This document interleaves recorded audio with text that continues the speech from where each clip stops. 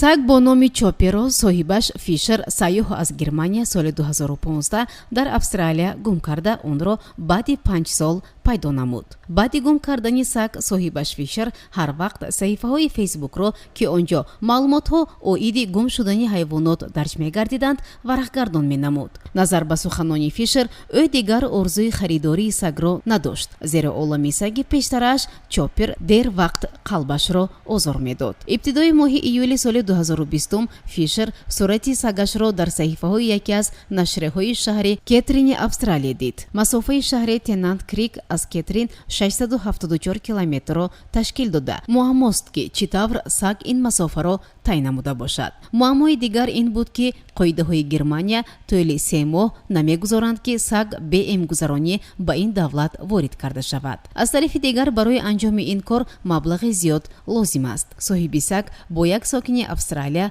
гуфтугӯ намуда хоҳиш дошт ки саги ӯро нигаҳбонӣ намояд. хароҷоти баргардонидани саг ба Германия $8000 австралӣ баробар ба 399,4 рублиро ташкил менамояд. Лив Фишер ба ҳар ҳол бовариро ба он ки сагашро албатта меёбад гум накардааст.